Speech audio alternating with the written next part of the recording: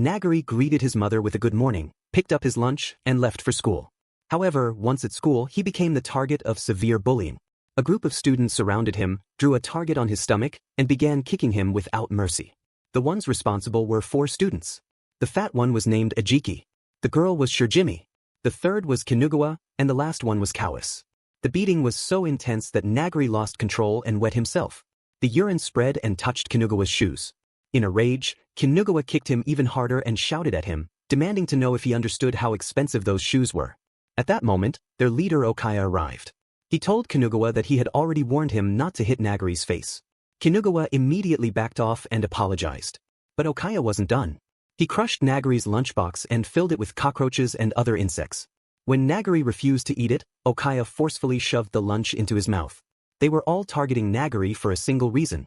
Okaya couldn't stand the look in Nagari's eyes, which he described as rebellious. After school, Nagari quietly returned home. His mother had prepared a small party and a cake, as it was his 14th birthday. When Maria saw the wound on his face, she gently asked what happened. Nagari just smiled and replied that he had gotten trapped at school. Maria, who had nursing experience, carefully treated his injury and applied a bandage. Later that night, she called Nagari's father and told him about her concern that their son was being bullied. But his father dismissed her worry, calling her overprotective, and ended the call. Lying in bed and playing games, Nagari suddenly received a disturbing video.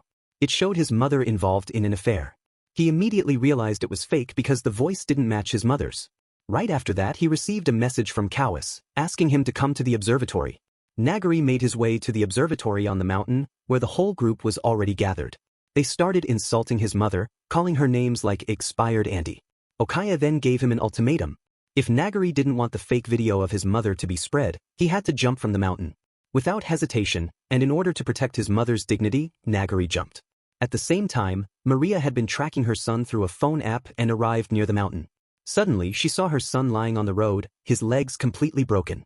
She ran toward him, but before she could help, a truck ran over him, killing him instantly. Maria collapsed to the ground, holding what was left of her son, crying in grief. The bullies, terrified by what happened, quickly ran away to avoid being arrested. Back at home, Maria lay in bed, broken by the tragedy.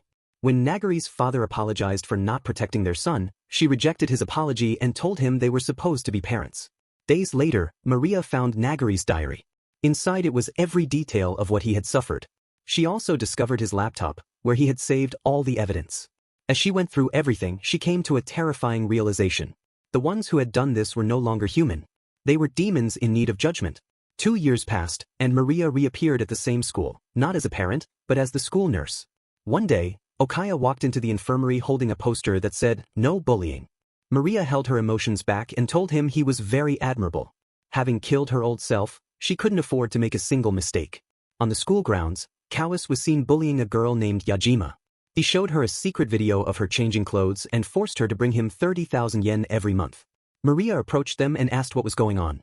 Kawis quickly made up a lie, saying Yajima had puked and he was helping her. Before walking away, he threatened Yajima not to tell anyone, or he'd release her video. Later, Kawis bragged to his friends about almost being caught by the nurse. His friends warned him that if they ever got exposed, they'd kill him. Kawis reassured them, saying no one had found out what really happened to Nagari 2 years ago. Suddenly, Okaya appeared behind him and asked if he had mentioned Nagari's name. He told Kawis to never speak that name again, explaining how much he had hated his rebellious eyes. In an attempt to please Okaya, Kawis pulled out some money to offer him. Okaya didn't even look at it and walked away. Standing there, Kawis remembered Nagari's words, that Okaya didn't actually care about him. Now, those words were starting to feel true. Back at home, Kawis received 2 terrifying videos. One showed him bullying Nagari, something he thought was deleted years ago. The other was a personal and humiliating clip of himself. A message followed, demanding 3 million yen. It was sent by Maria. Still stressed, Kawis saw Yajima walking nearby and angrily approached her. He demanded satisfaction, claiming he was irritated.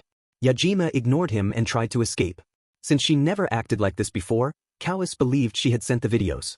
He dragged her away and began torturing her, trying to force the truth out. Even though she repeatedly denied any involvement, he kept going and tried to drown her. At that moment, Maria entered and disappeared with him in an instant. Kawis woke up in a tank with his hand chained. Water started pouring into the tank. Maria stood before him and welcomed him calmly. Kawis thought it was some kind of prank or set up by someone else. But when he saw Maria's expression, he realized it was real.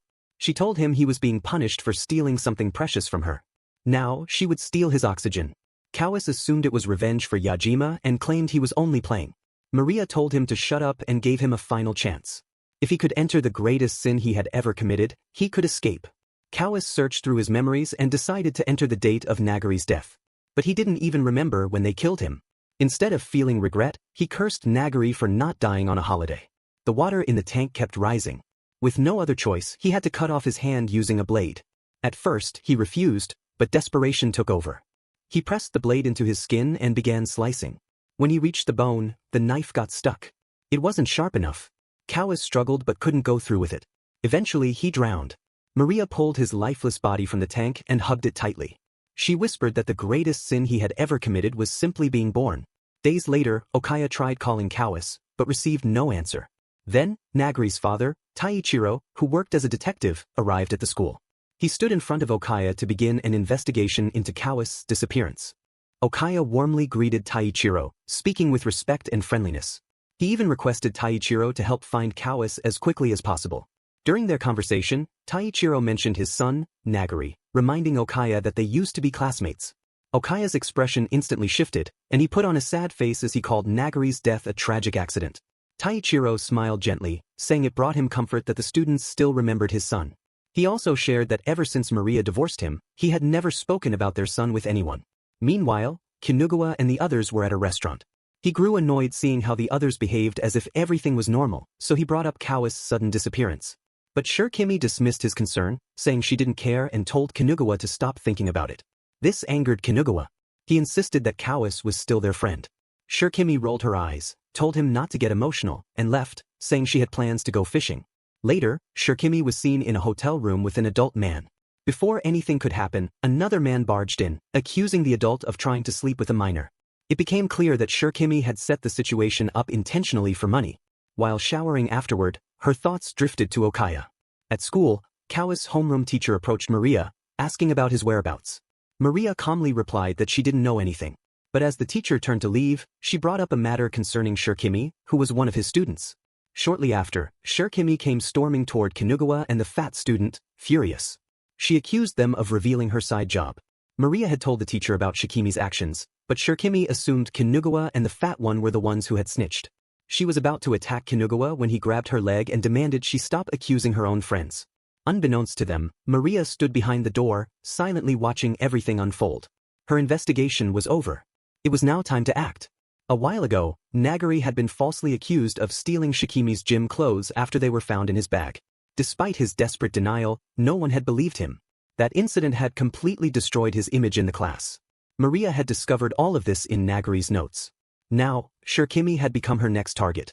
The following day, Okaya gathered everyone and revealed that Kawis had been missing for 3 weeks. Despite the police looking into it, there were no leads. Some believed he had gone on a trip or met with an accident, but Okaya suspected something darker. He might have been murdered. He warned them to stay alert, as it seemed like someone was targeting them. Later in class, Shirokimi searched her bag and realized her gym clothes were missing. When she questioned her classmates, Kinugawa snapped at her, telling her to shut up. In the heat of their argument, she kicked his bag. When it spilled open, her missing gym clothes fell out. Enraged, Shirokimi confronted Kinugawa. He fired back, yelling that she was framing him, just like she did with Nagari. Everyone in the classroom heard the outburst. Panicking, Shirokimi laughed it off, claiming it was just an act. To shift attention, she repeated her accusation and said Kinugawa stole her clothes during her chemistry class. Kinugawa responded that he had been in the toilet, but she refused to believe him. At that moment, Maria entered the classroom and calmly stated that Kinugawa had been with her during that time. She asked Shirokimi to explain herself. Kinugawa backed her up, saying Maria had called him in for a consultation before class. Shirokimi realized she was losing control of the situation. To divert blame, she pointed fingers at a random boy who was just reading manga. But it was too late. No one believed her anymore. The class murmured about Nagari and mocked Shirokimi, saying no one would want her gym clothes anyway. Maria stepped in and told everyone to stop, reminding them there was no evidence. She warned Shirokimi that if she kept accusing others, she would soon be left completely alone. But the damage was done. Everyone looked at her with cold eyes. Shirokimi shoved Maria aside and stormed out, insisting she wasn't a loner. Maria followed and caught up to her, softly saying, "You're such a pitiful child, aren't you?" That single sentence froze Shirokimi. It turns out Maria had planted her gym clothes in Kinugawa's bag after calling him into a meeting. Everything was part of her plan. And it worked perfectly. Later, Shirkimi sat in a car with a man, determined to take revenge on Maria. That night, as Maria headed home, a group of men ambushed her. She tried to escape but got caught. At home, Shirkimi waited, expecting news of Maria's defeat. Instead, the door opened, and Maria entered with icy eyes. The next thing Shirkimi knew, she was tied up and hanging over a large pit. It was time for her judgment. Maria explained how she dealt with the attackers, tossed 2 of them and seduced the ringleader into a trap. From him, she also learned everything about Shikimi's plan. Maria told her that she and Kawis had no awareness of the pain they had caused. Hearing Kawis' name, Shirkimi finally understood why he vanished. Now it was her turn. A candle slowly burned the rope she was hanging from. Below her, the pit was filled with swarming insects. But Maria gave her one chance. She could send a message to one person without revealing her situation. At first, Shirkimi felt relieved, until she saw the phone had no SIM card. Maria showed her a box full of blades and said the SIM had accidentally fallen in. Now, Shirkimi had to use her mouth to search for it. She tried moving the cutters with her face but got cut right away. Tears filled her eyes as she cried, asking why this was happening. Maria told her to stop pretending to be a victim. She explained that Shikimi's suffering was nothing but the outcome of her own cruelty. Suddenly, Shirkimi recalled how she forced Nagari to search for his keys in the nail box with his mouth. And now she knew. Maria was Nagari's mother. Shirkimi realized Maria's final goal, Okaya. Despite her own fear of pain, she plunged her face into the box, frantically searching for the SIM. Her feelings for Okaya were so strong that she didn't care about herself anymore. All that mattered was warning him. Eventually, she found the SIM, but her face and mouth were covered in cuts. When Maria allowed her to choose someone to message, she picked Okaya. But when she opened their chat, she saw a harsh truth. She was the only one who ever tried talking to him. He had never cared. Still, she asked Maria to send the message. "If you like me, come to this place immediately." She wanted to send that message, however, she doesn't have courage and messaged the guy who she has sent before to attack Maria. In the message, she told him she had a new target who could get the money. But the man rejected her and cursed her in response. It turned out that during their time at the hotel, Maria had revealed everything to him, how Shirkimi used him and insulted him on private social media. Shikimi's habit of using people had caught up with her. Now she was alone. Even then, she didn't regret anything. She believed Okaya would eventually kill Maria and reunite her with Nagari. Without another word, Maria cut the rope. Shirkimi fell into the hole. When she landed, she discovered the ground was coated in honey. The insects swarmed her, drawn to the sweet scent, and began devouring her alive. Only then did she begin to cry and beg for forgiveness. But it was already far too late.